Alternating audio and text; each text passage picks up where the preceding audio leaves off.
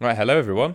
Welcome to another episode of the Golden Goal Fantasy Football Podcast. And yeah, today, thankfully, I am joined by my good friend Sam. How you doing, mate? Good to be back, mate. Missed a couple of Sky ones, but yeah, keen to mull it all over. I think I need to. As by the sounds of it, you do as well. So this pod could be useful for both of us. I think. Yeah, I was going to say, mate, the viewers have missed you. How have you been getting on in Sky so far? Sounds like you're quite similar to me.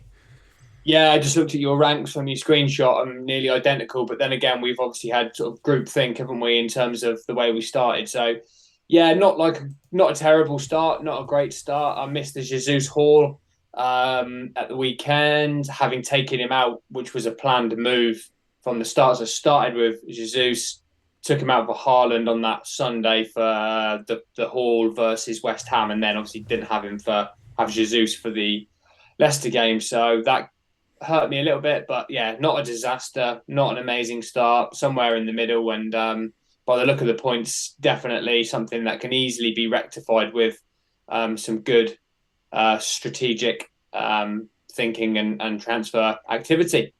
Yeah, I just got your team up on the screen, mate. We're pretty similar by the looks of it, but do you want to just quickly talk through each of your players and how they've been getting on for you?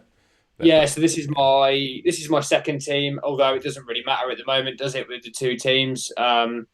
This is kind of around the 30k mark, something like that. No, sorry, around the 60, 55, 60k mark at the moment, where the one's about 30.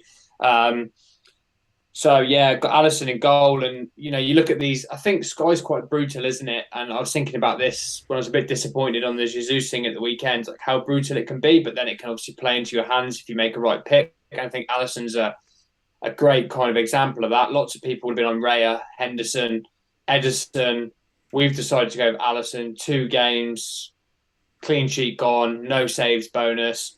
So 4 points in total. And then you look at kind of Raya and Henderson and Edison's kind of points total, especially Henderson at the weekend with like a penalty save on the thing, and he's obviously been caning the saves as well. So fair play to him for that. He's been in good form. So little swings like that are really frustrating when you're on the wrong side of it. So I'm feeling a little bit sort of like a bit annoyed with it. But I think Allison was a good move at the start of the season. He was superb last season, wasn't he? Sort of saves tiers.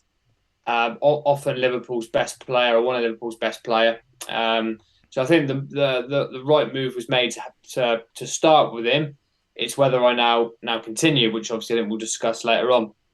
I went for the Romero and Dyer double up, which it hasn't been hideous. I kind of knew like the Chelsea game probably wasn't going to have a clean sheet or any bonus written on it.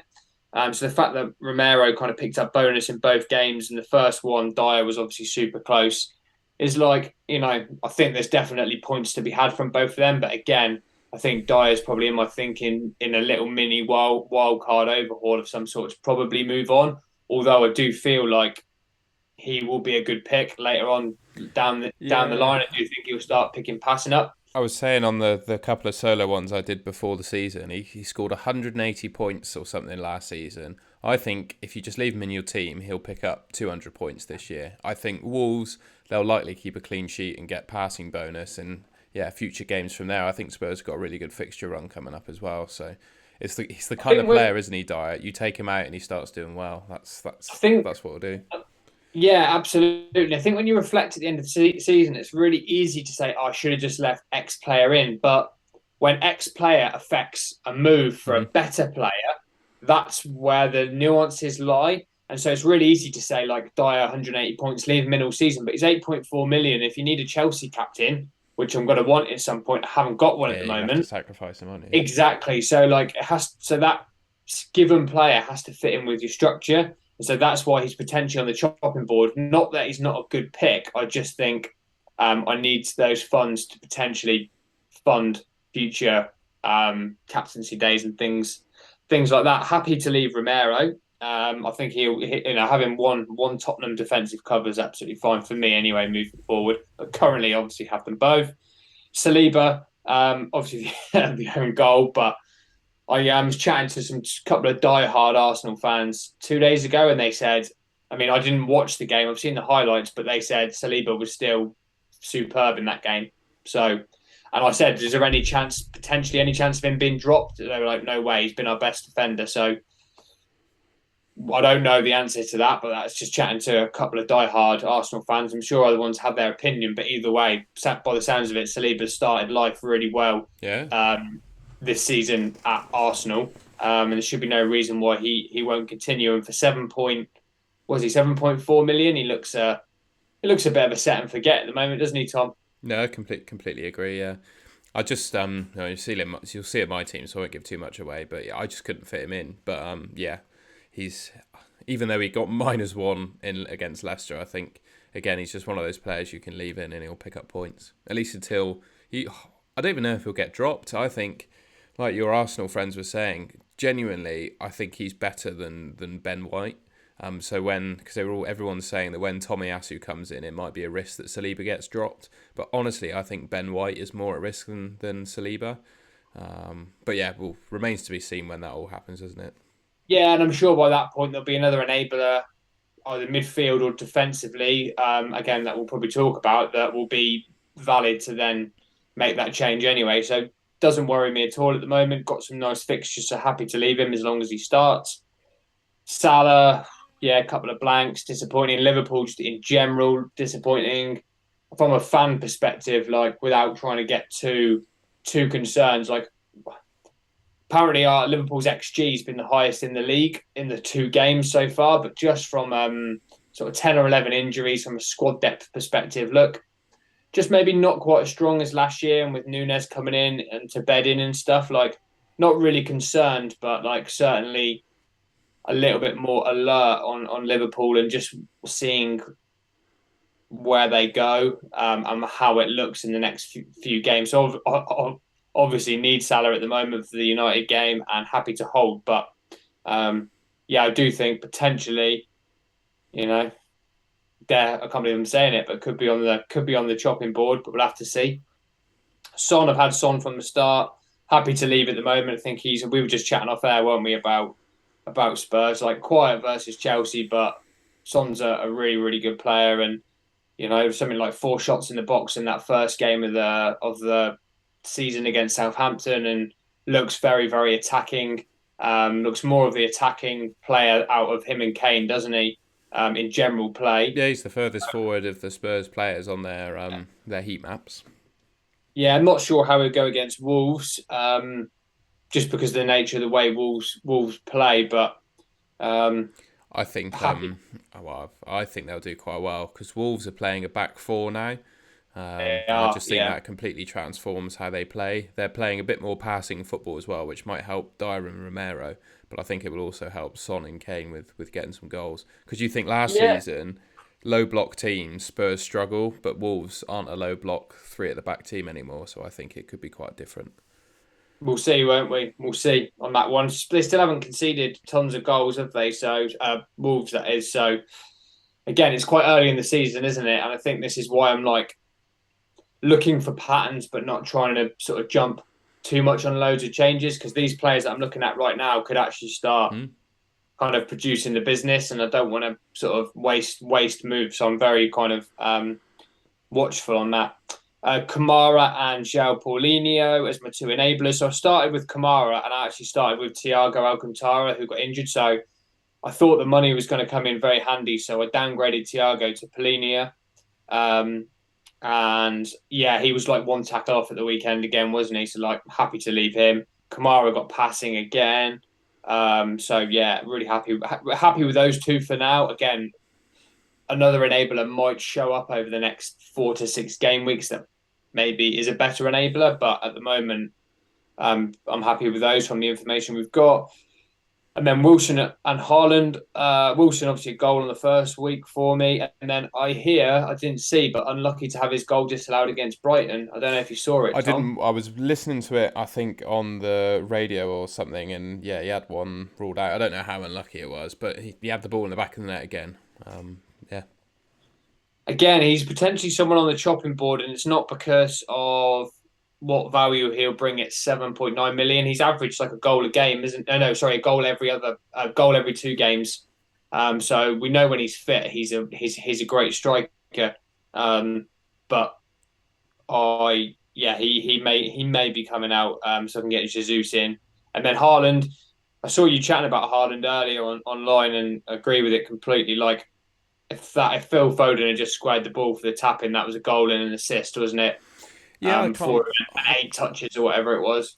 And I'm not gonna throw shade at anyone, but I saw it was in a tweet that the official FPL account were made. It was probably just to garner some replies in like Talksport do with some of theirs, but it was someone saying that they were saying that Haaland's going to take time to get up to speed, etc., etc. Yeah, and I just replied saying if Foden squared that, he'd have had a goal and an assist, and everyone would be laughing. So yeah, I think Haaland's just fine, absolutely It's just fine. quite it's quite obvious that Pep now wants those wide forwards to square the ball because he came out about Foden after the game and said something, and he hauled Foden off at Yeah, half time, having got a goal and an assist yeah, already. Is that right? So it's quite clear that it's kind of look for Haaland and let him finish the ball into the back of the net. And he had like 8 touches, and it would have been a completely different kind of outlook had he have had the goal and assist. People going, Haaland's got a 10-pointer based off 9 touches of the yeah. ball.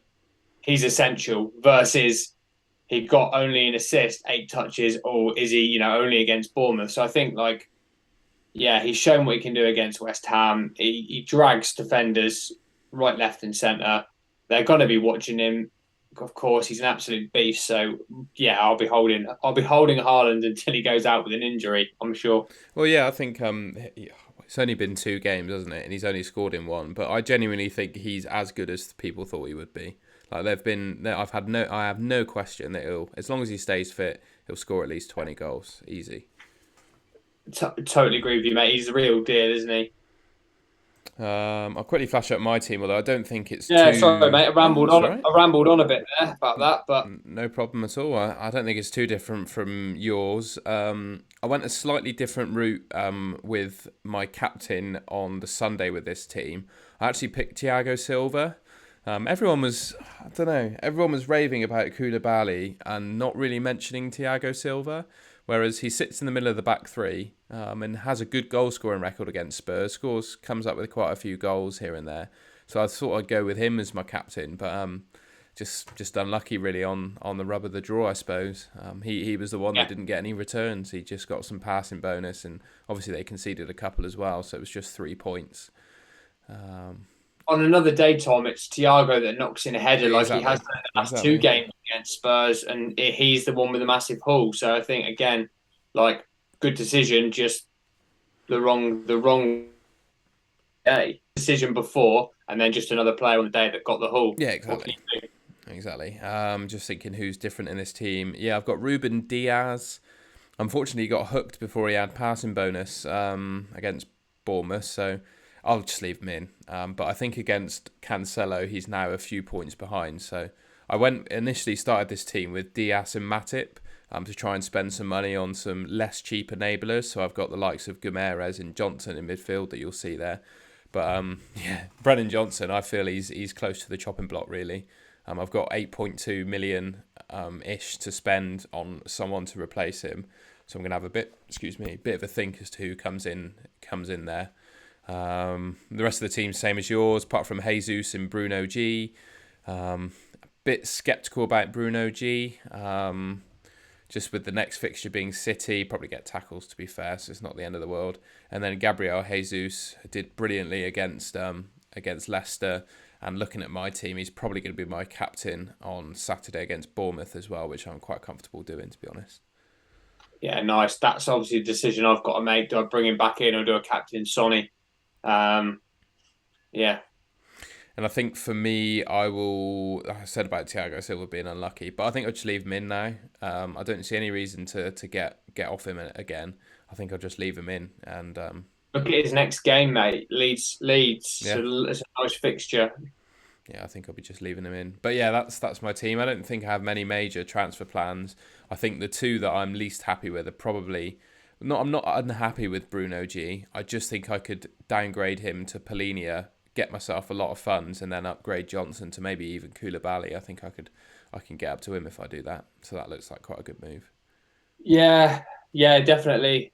Yeah, for sure. I think double Chelsea defense is a good shout. I doubted them at the start. Maybe this is why going off pre-season form isn't always the best bet. Look at United with the 4-0 win against Liverpool, and then look at Arsenal with the 4-0 win against Chelsea.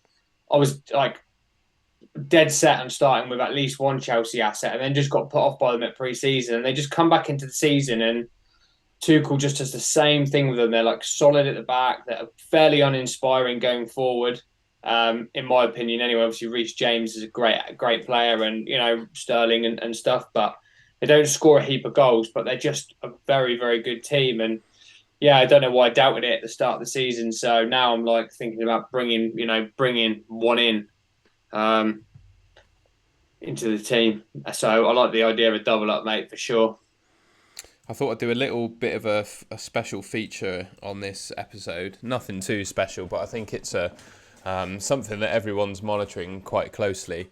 So I've just picked the top scoring sub 7 million midfielders. So a bit of an enabler watch, if you like.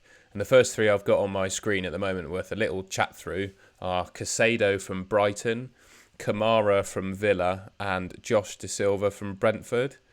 I'll start off with Caicedo. Out of all of the under 7 million midfielders, I think Caicedo is currently my favourite, and he's the one that I haven't picked.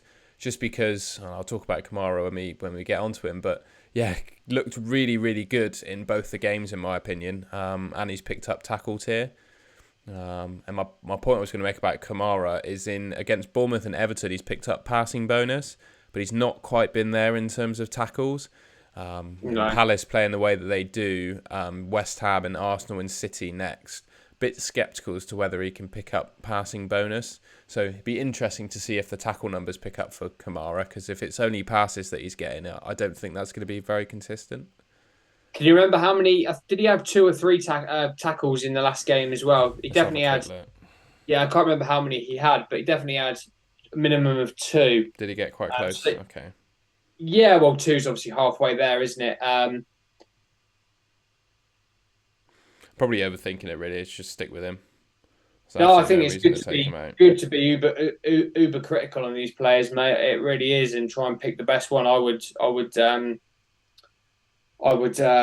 definitely be doing the same thing, and that's my thinking as well. Like, you want, yeah, with these enablers, you want kind of potential and multiple routes to points, don't you? Not every game, but um, it's so early, isn't it, Tom? I think it'll be a really good opportunity post kind of the next 3 or 4 games. If he's got City, did you say City are in there? Yeah, so Kamara's next fixtures are Crystal Palace, West Ham, Arsenal, Man City, Leicester, Southampton. Well, I certainly think 2 or 3 of those games, if he's going to get tackles, it's going to show up in that, whether he's a tackles bonus type of guy. So City, Arsenal, maybe Leicester as well. So yeah, we'll see, won't we? And Gerrard clearly likes him as well, because in the 2 games so far, Villa have played 2 different formations, and Kamara started in both of them. So I think regardless of formation, I think Kamara is one of Gerrard's first choice players. So And he has the highest passing figures, doesn't he, in the team? Like he was like either the highest or second highest in the team behind one of the defenders, I think. So like clearly a lot of stuff's going through him. yeah, and then the last one was just Josh De Silva. Now he's showing up as the highest scorer at the moment, because obviously he's scored in back-to-back games. He seems to be appearing in everyone's FPL sides at the moment. But yeah, I'd offer a word of caution around Josh De Silva, because the Man United goal he scored. Now, obviously, I'm a Man United fan, right? We were absolutely terrible in that game. But I think the chance was like a 0.07 XG chance. Because obviously De Gea should have saved it. So he should never have had that goal if De Gea was on form. So I know he scored in 2 consecutive games, but I wouldn't be surprised if Josh De Silva blanks for the next 5 or 6 and then goes on the bench, to be honest. That's I think what's going to happen with him. Yeah, and he could have a little purple patch or whatever, but I don't think it's going to be prolonged. So for me, it's definitely a no for now. And then we got a couple more just of interest. So we got Lewis O'Brien from Nottingham Forest and João Palhinha from Fulham. I think we've already spoken about Palhinha, haven't we, mate? He got very close to tackles against Wolves, and I also think the fact that he picked up that yellow card probably put him off trying to dive in too much. He was already on 3 tackles, wasn't he? So I think he could quite easily have got passing bonus if he didn't get the yellow. Yeah, yeah, I like him. He's a good player, isn't he? I think that's it's much like Kamara. I think Kamara and him are both good players, and so like it's very obvious, isn't it? If you're a good player, you're going to potentially score more fantasy football points. I mean, I can't believe I've just said that, but more passing, more tackles, etc. So yeah, really quite happy to have him at the moment, and from early data suggests he's going to be a really good enabler. Yeah, he's definitely looking like one of Fulham's best players as well, which says to me that he'll probably play every game that he's fit for. And one of the concerns I think we had at the start of the season with him was that at his previous club, I think he played for Sporting, he got hooked off quite regularly. He only played like 70 minutes a game. But I think with Fulham, he's been playing 90 minutes every game so far. So hopefully that quashes that doubt a little bit. And then the other player was Lewis O'Brien from Forest. Completely opposite in terms of how he's got his points to Palhinha. He got the same yellow card in no tackles against Newcastle, and then against West Ham he's picked up tackles tier 2. So I think he's one to monitor. But with the amount of signings that Forest have made, I've no idea what their team's going to look like for the next few weeks. They've just got so many new players. I don't know how they're going to line up. Yeah, and so that's just a watch and wait until they've got something settled. I think their sort of best asset at the moment is Dean Henderson, isn't it? And I think for the single, that's the way I'll be going. Can't remember who I was listening to the other day. Can't remember which pod. Might have been James Planet FPL and just talking about like getting on that right enabler for the season early. And I think like certainly with what you've just produced there, I think it's kind of crucial at this time that we're like monitoring the right enablers because isn't you're not going to always get it right from the off, but it's then identifying that Stuart Dallas kind of Norgard kind of player and then getting them in like pretty much as quick as you can see patterns and then building your team around that, and that's what I intend to do. And the season when not last season, season before, had definitely a good finish. I got on Stuart Dallas like from game week 4 onwards from the overhaul and built the team around him. And, I definitely think that contributed to having a very good season that year. Whereas last year, I didn't really have that enabler as such and consequently had a poorer season. So I think getting your enabler right and then being aggressive once you see the pattern and bringing them in is a good idea. And I think there's probably room for a couple here, isn't there, Tom? That was going to be my next question. Have you got one or two that you would say are your current favourites? I think there's a couple of defensive ones, isn't there, as well? Obviously, I like my midfield too, but I probably wouldn't want any more because I always think when you've got a defensive one, you've got the option of a clean sheet there as well. Absolutely. So obviously, I'm probably like many other people. I'm monitoring what happens with Fofana. I know he's going to Chelsea, isn't he? So it's just having a look at and seeing how regularly he's going to play there.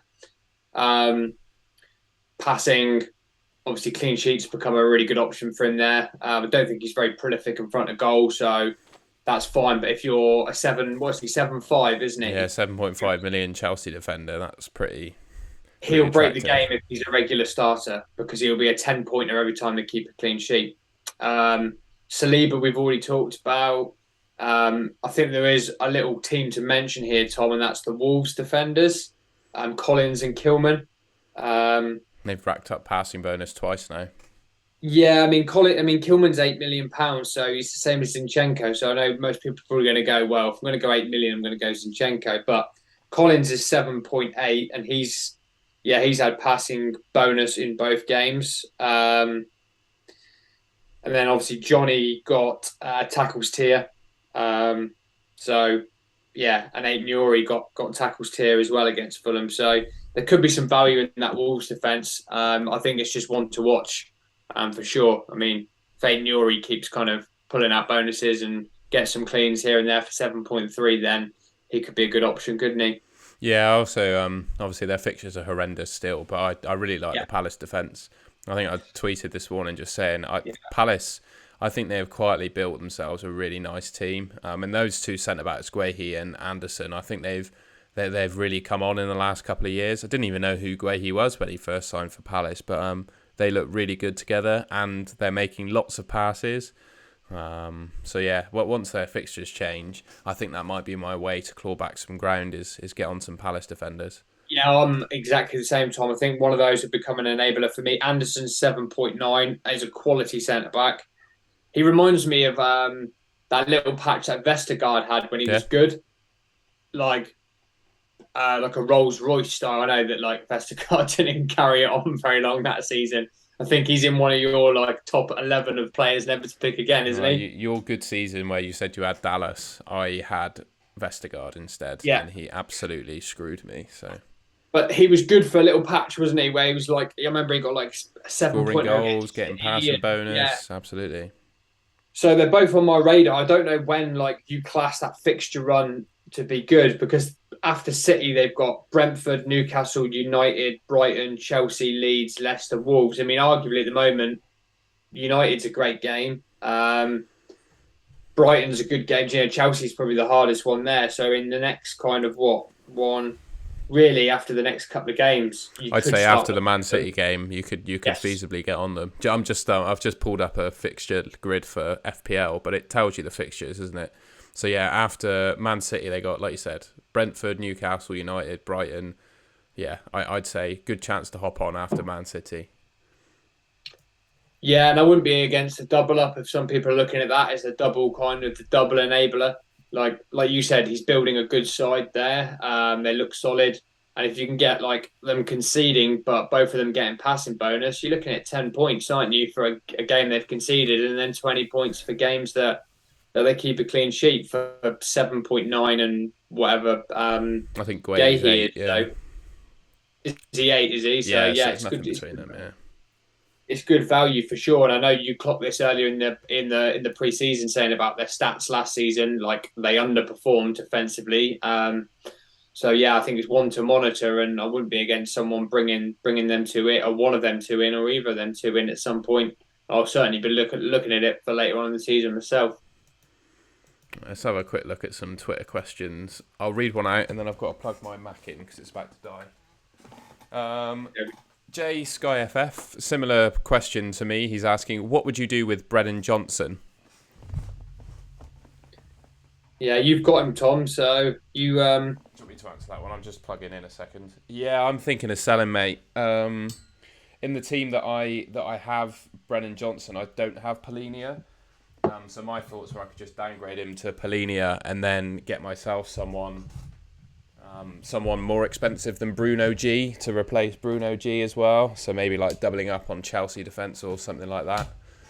But yeah, my thoughts would be binning off players now does feel a bit early, but I just think Johnson is a lot more than, say, a Kamara. Well, a bit more than a Kamara or a Casado that you've mentioned, or a Polinia. It's worth going down, and I think using the money elsewhere.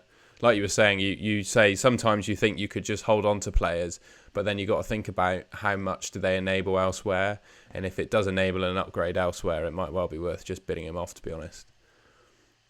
Yeah, nice, Tom. And then he says, Have you got any love for James Maddison? Sorry, I'm going off the tangent, but looking at a replacement, they've obviously got the single versus United. He got the assist in the first game. He's got a goal against Arsenal, and then I think his stats last season surprised a hell of a lot of people about his kind of goals and assists, especially towards that I think back end of the season. Someone can correct me if I'm wrong. But, you know what, mate? I honestly didn't realise that he's started off really well. He's sort of just gone under the radar for me. I've not really noticed him. But yeah, you're right. Assist against Brentford, goal against Arsenal, Southampton next. Good run of fixtures.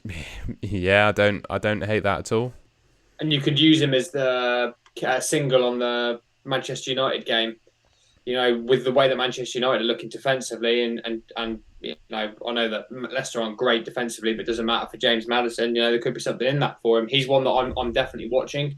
I've seen a few people talk about him. So sorry, mate, I did go off the tangent of the Sky questions, but he could be a potential upgrade for you in that midfield, couldn't he? If you wanted to go that way. Yeah, I was thinking something like Brennan Johnson to Polinia, and then with the spare cash, maybe going Bruno G to Rodri or something like that. But yeah, it's just comparing Rodri to a Chelsea defender, I think, and that's the other thing with Maddison as well. He's the exact same price as Koulibaly or Thiago Silva. So Yeah, yeah, you always favour the potentially the clean sheet option. personally, I do. But again, if those explosive players, if you captain them on the correct day, they're going to score more than the boring defenders. But over the long run, the boring defenders will probably do better. Yeah, agreed, mate. Sure. Sky FF Jake, thoughts on Liverpool assets? For example, Virgil van Dijk, Alisson, and Salah. Are they essential and actual value for money? Should we be looking to move off them potentially on Sunday the 28th if they're not returning? He says it's not been a great start for VVD and Alisson double up people, and yeah, I'd agree with that.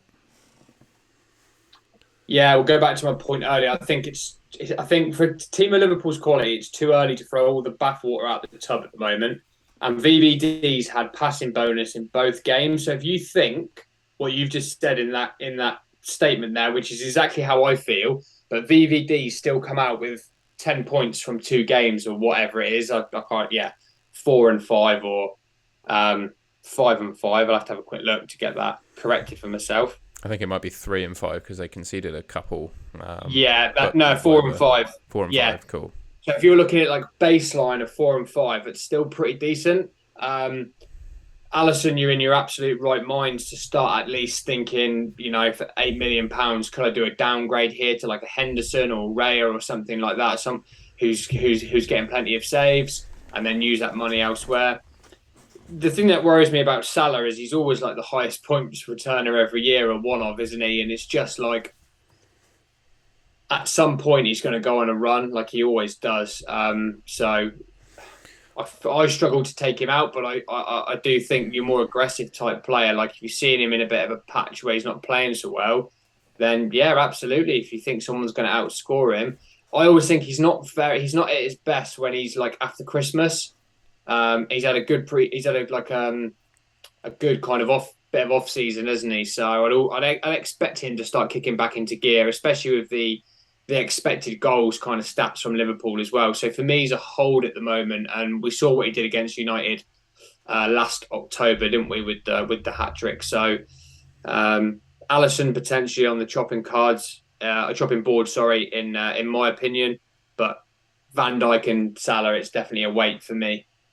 Yeah, and I was just going to say on Liverpool, I think the question marks are with them at the moment defensively, but going forward, I still don't think there are any question marks. And I think, I don't know how you feel. Do you think Salah becomes better or worse when Nunez is on the pitch? Or does it not really make a difference? I think a better option. Well, I think good. From what I've seen, if you looked at the Fulham game, he was non-existent until Nunez came on. And then Nunez, similar to like what Haaland would do with creating space with runs and stuff and dragging defenders away, opens more space for Salah. Obviously, it didn't go quite to plan against Palace, but then again, we were very, very good really against Palace, apart from defensively.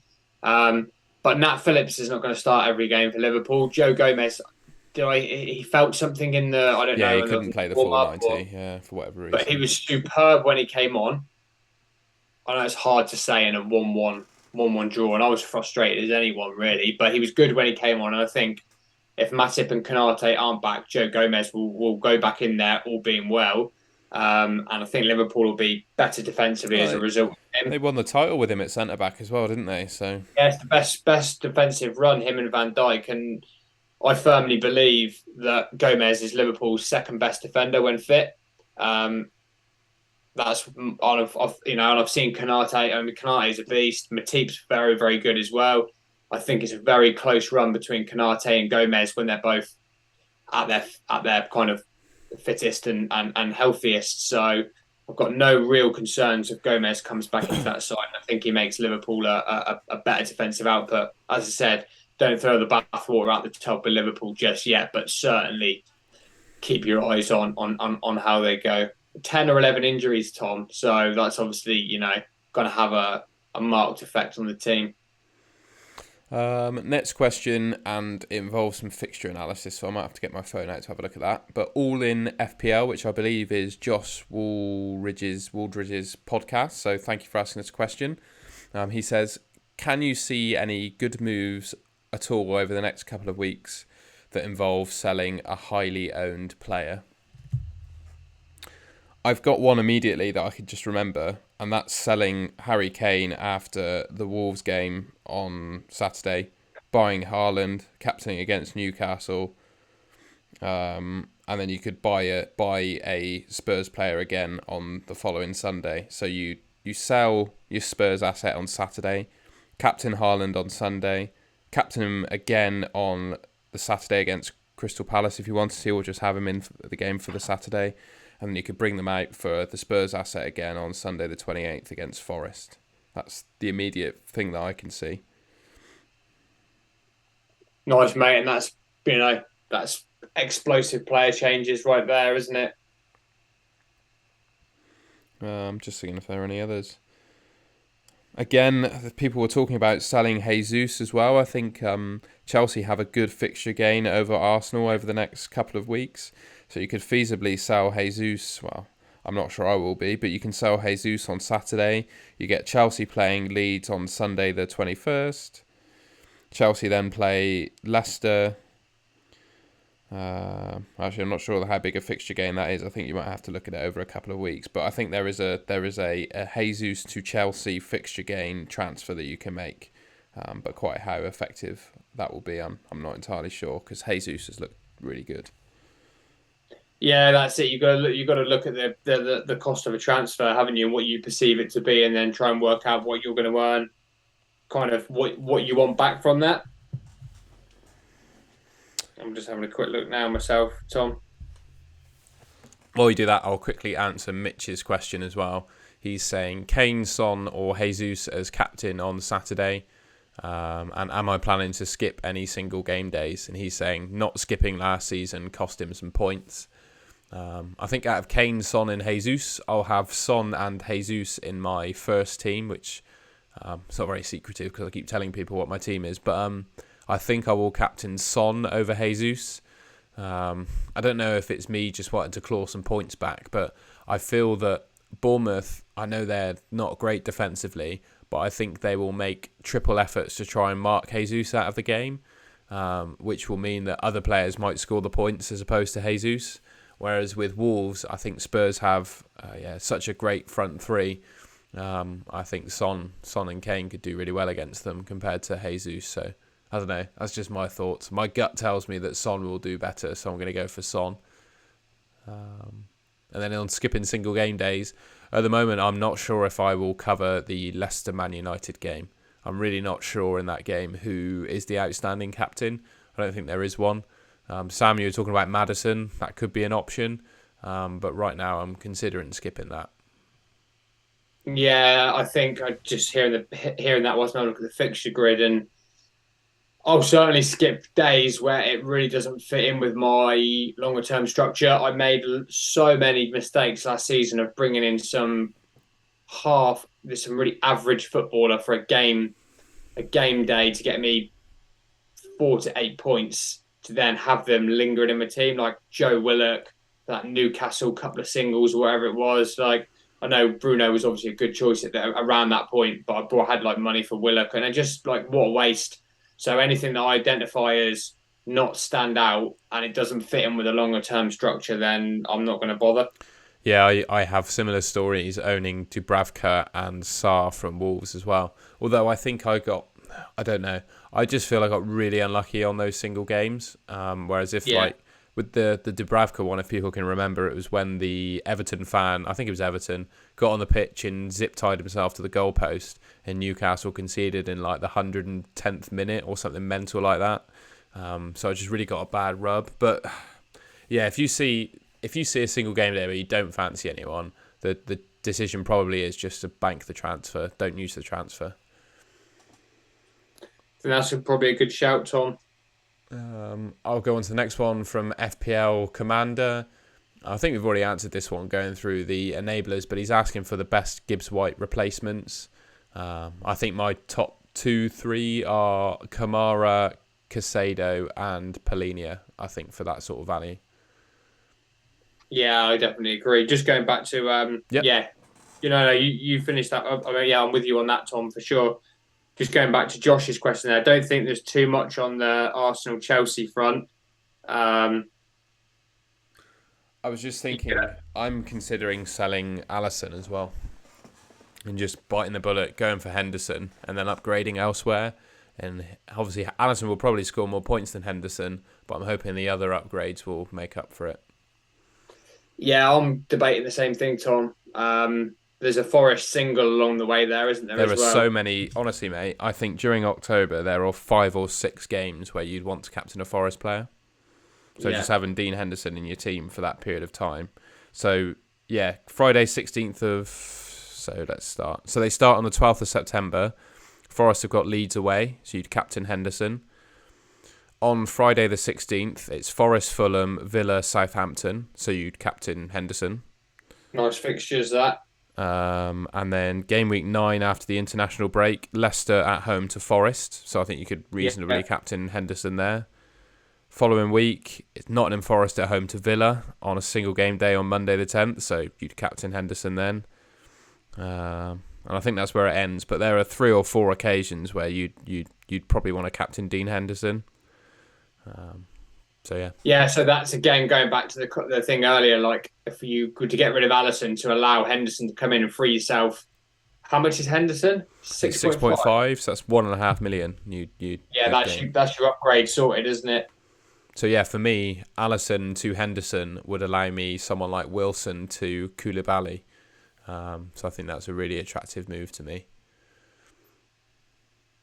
Yeah, no, I like that as well. I think Koulibaly is going to be a good pick this season for Chelsea and hopefully play a lot of games. Yeah, I like that, Tom.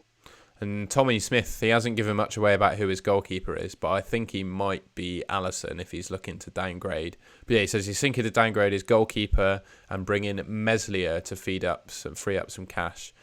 Do we think that's a good move?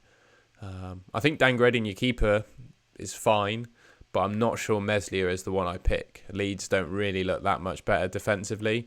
I think I'd probably go. Let's have a look. Let's have a look at the standout keepers that are cheaper than Allison. Meslier got saves tier on or against Wolves and then didn't get it against Southampton. Has got Chelsea, Brighton, Everton, Brentford, Forest, and um, United as his next kind of 6 or 7. Yeah, not sure I'd touch him based on that. Nick Pope. So Nick you've got Pope is Pope, looking Henderson, good. Sarr, Edison, Sanchez, Raya. Obviously, Nick Pope 7.1. They've got a few tricky fixtures, haven't they? Yeah. But then you think maybe saves bonus. I think Nick Pope's a great. Honestly, I think he's a good shout for that entire run. Like, Newcastle look really quite good defensively so far. 2 clean sheets out of 2. We were You saying think he's going to Pope, Sanchez, Raya, Henderson. Johnston is one to monitor as well from Palace. I think Guaita stayed on the pitch, but he looked like he picked up a little knock during the game against Liverpool, and Johnston was warming up on the sideline. I think it's only a matter of time before Johnston gets himself into that Palace team. And as I was saying, I really back them defensively. So, yeah, I think Johnston should become an option later on in the season. Yeah, there are a few, in my opinion, that are better than Meslier anyway. For me, the kind of standouts potentially would be Nick Pope, Henderson, and Raya. Raya at 6.7, Henderson at 6.5, just really nice prices, and then Pope's a little bit more expensive if you wanted to go that slightly a bit higher. Judging by the fixtures, though, Tom, I think Henderson's a great shout, isn't he? Yeah. And then Steve Wrights asked the same question: is there value in downgrading Allison to Henderson? I think we've covered that, but yes, I think it's definitely something I'm considering. I don't like making it feels like an emotional transfer. Like I've had enough of Allison after 2 games, but I think the fact that it also enables something else in my team justifies it even more. Like if it was just bidding off Allison because I didn't like him, I don't think that's a good move. But I think bidding him off for someone and upgrading elsewhere makes it more viable for me. I think yeah, you don't make the move straight after the Liverpool-Bournemouth game. You leave your team, you go through the next 6 to 8 game weeks or whatever, look at potential captaincies and who you want in. And like you've just said, if there's a strategy there where you get Henderson in because he covers X amount of captains, and that £1.5 million downgrade allows you to upgrade someone elsewhere, that also ticks a captaincy and gets your team towards that. I love like what Paul off Fantasy Football Hub kind of talks about, where you're getting to that kind of, if you'd pick a wild card team right now, what would it look like? And if it helps you build towards your ideal 11, then I definitely think it's a good idea. I agree with you, Tom. Part of me is like, Sammy's been in for two. You've given Allison 2 games, and you're already looking at downgrading. But the flip side of that is how it sets me up in the future. I wouldn't do an emotional rage quit transfer sort of thing, but yeah, with a little bit of strategy, I definitely think it's a wise move. Could be a wise move. Yeah, completely agree, mate. That's it. That's the end of our questions. Anyway, thank you to everyone that asked us a question. Really, really appreciate it. And yeah, I think that does me. I think I've covered everything I wanted to on this one, mate. Anything else from yourself to add? No, mate, it's definitely yeah, definitely added some clarity for me for sure. Excellent. All right, then, I'll leave it there. If you enjoyed what you watched, give us a like and subscribe to our channel. I think we've got over 300 subscribers now on the Golden Goal podcast channel. Like we said from the start, we haven't really done this chasing the numbers and stuff, but it's just been lovely to have all your guys' support. So, yeah, really appreciate it. And, yeah, really enjoy making this podcast with you, Sam, and long may it continue. Yes, mate. Ditto. And thanks everyone that watches and listens to us ramble. That was always the aim, wasn't it? Just have a little ramble on camera, and if a few people want to listen and watch along, then that's amazing. So yeah. All right, we'll leave it there. See you next week. Good luck everyone for the game week.